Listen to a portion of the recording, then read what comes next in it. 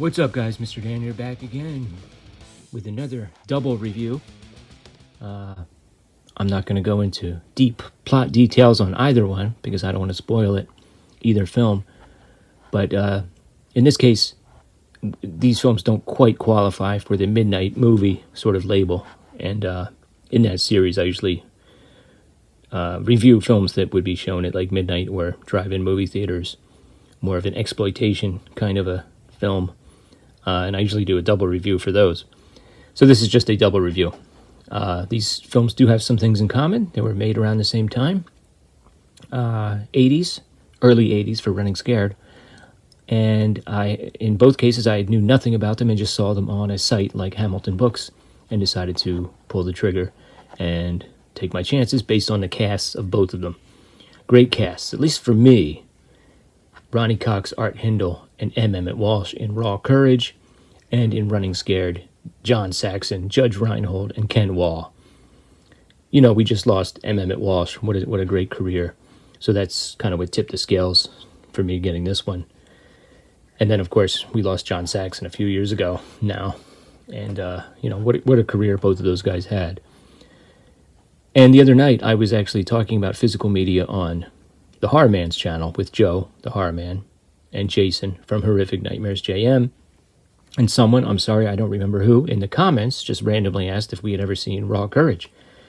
And I think both of those guys had heard of it, but I thought it was funny because I had never heard of it. Saw it, ordered it, and just watched it like a couple days before. So then we started talking about it, and I made the point for me, for a film like this, with that cast, knowing that it doesn't really have any famous leading men, but has great character actors, a movie like this would have to suck for me not to get something out of it. And it turns out it's actually pretty good. I really enjoyed it. And I watched Running Scared this morning. I enjoyed that as well. So both films are about people, a trio in both cases. Sometimes it's two, sometimes they get separated. But ultimately, in each case, there's three people running for their lives, essentially. Let's just get to Raw Courage first.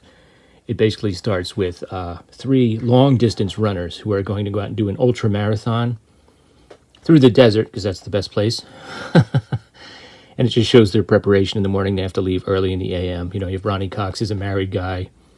Art Hindle has a girlfriend or a wife. And then there's a young guy played by Craig Jensen.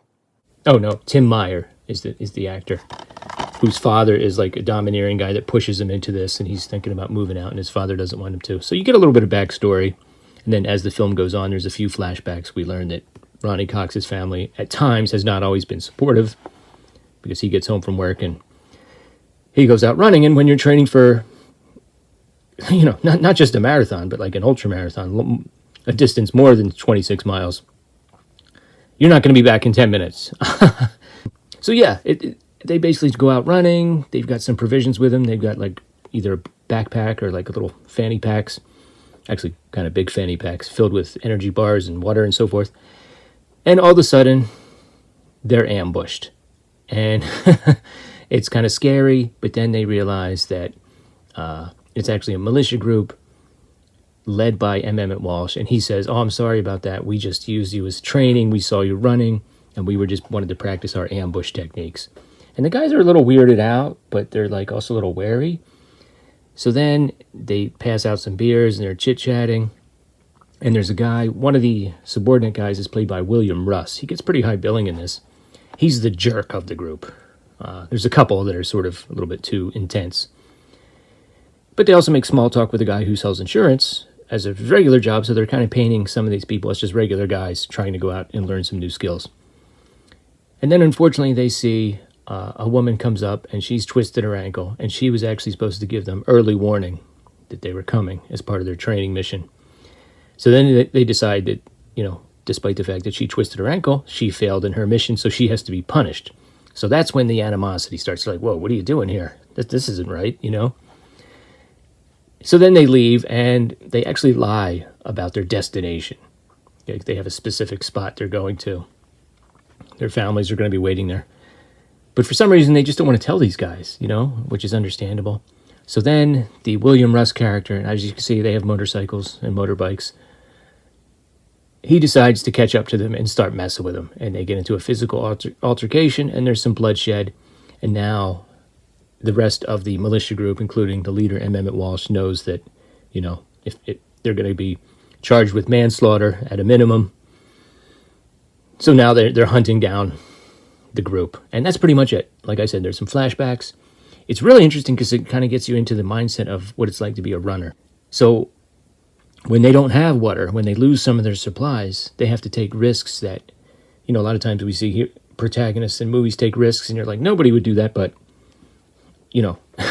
they sneak up to a water hole even though the militia group is parked right there. And they're all, they're taking like a snooze. And you're thinking, well, they wouldn't do that. Well, if you're going to die of dehydration, you might just risk it. So eventually they get a hold of some water bikes.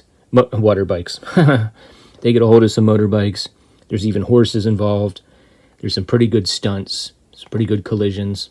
As you can see, some of the militia group have arrows, and it's just a good film. Now, interestingly enough, this was written by Ronny Cox and his wife, Mary Cox. So it's kind of a passion project for Ronny Cox. And there they are there. M. Emmett Walsh. One of those guys was he ever really, really young? I don't know. But just a really good movie. Kind of a low budget film, but they really did a good job with it. And it's a pretty satisfying conclusion. 90 minutes long. It moves along pretty well. Running Scared is an interesting film. I saw the trailer. I was kind of confused by where and when the action was taking place. So I think I'm going to give you a little bit of a backdrop to make it a little easier. Because I had to figure things out as I went. And if you're not familiar with the time period, so this was made in 1980. And I don't think they give a year for when it's supposed to take place. But once you see the automobiles, you're going to realize that this was in like late 50s, mid 60s in there. I would say between 55 and 65. So the Cold War is on, okay? And you have two soldiers who basically get bored. They're stationed in Panama. And they decide they're just going to take an unauthorized trip home, and they pay off a guy to stow away in his plane. The Judge Reinhold character is a piece of work in this movie. He is a piece of work. He's the kind of friend that does some shit that gets you in trouble, and then when you complain about it or when you're going to face the consequences, he laughs it off. So he has a footlocker full of stolen supplies, including weapons and all kinds of equipment, and some night vision goggles, and a night vision camera, which at that time was not super sophisticated. I mean, looking back, it doesn't look super sophisticated, but at the time, it was. So right away, if you wanted to compare the two, the trio from Raw Courage is much more sympathetic. Because these guys are doing things they're not supposed to do. You can't steal things when you're in the military. You can't get bored and just decide to go home. So, and the Judge Reinhold character just can't help himself.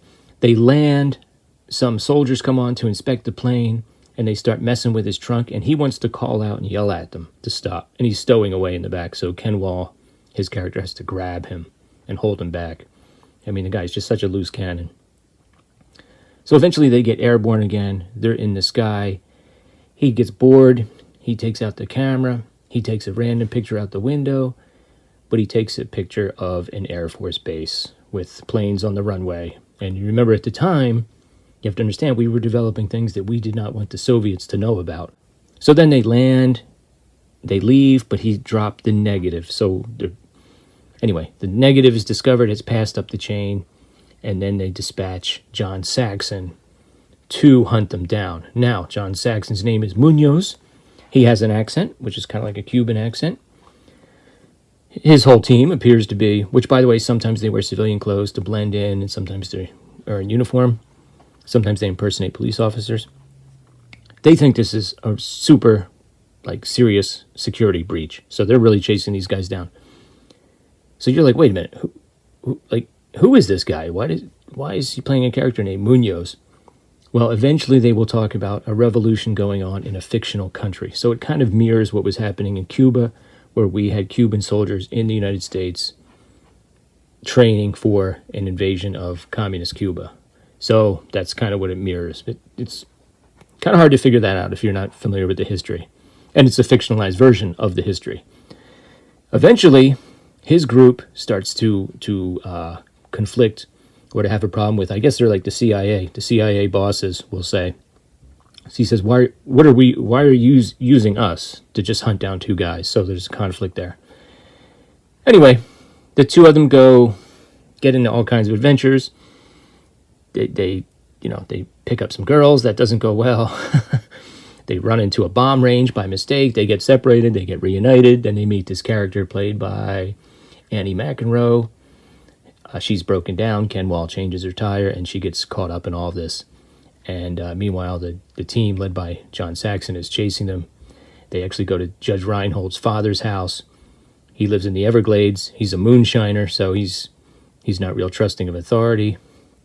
Eventually, we meet Ken Wall's father, too. He's played by Pat Hingle, who's in the military himself and is much more strict. And they just get into all kinds of adventures, and they're on the run. And as you can see, one of the set pieces of the film are some chases with these boats. Right? The name escapes me at the moment. These swamp boats. What are they called?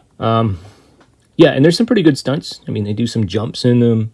They're firing away at each other. It's pretty crazy. Lots of explosions in this movie. Some pretty good car chases too, I would say.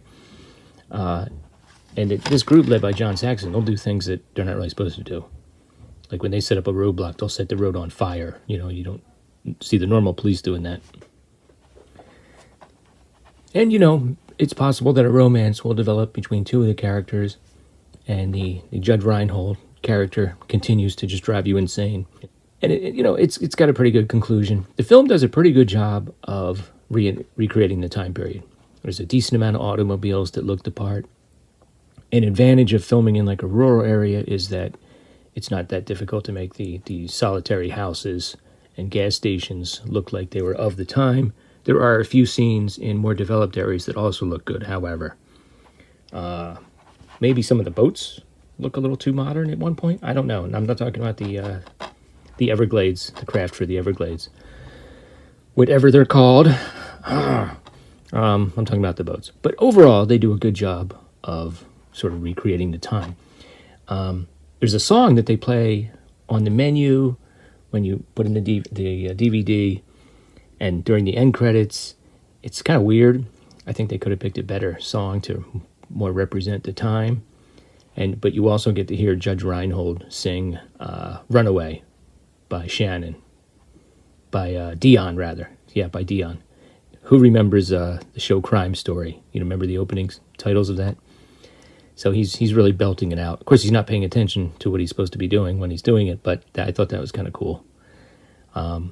Yeah, I pretty much enjoyed it. Like I said, not as easy to root for these guys as it was to root for the trio in Raw Courage. I do prefer Raw Courage, but they were both very entertaining, and they went by pretty quickly. This one was 96 minutes. Maybe it could have been about 85 minutes to be quite honest, but still, they both went by pretty quickly, well-paced overall, and pretty enjoyable. Okay, have you guys heard of either one of these? Have you seen them? What are your thoughts about any of these actors? Let me know in the comments below, and I'll catch you next time. Later.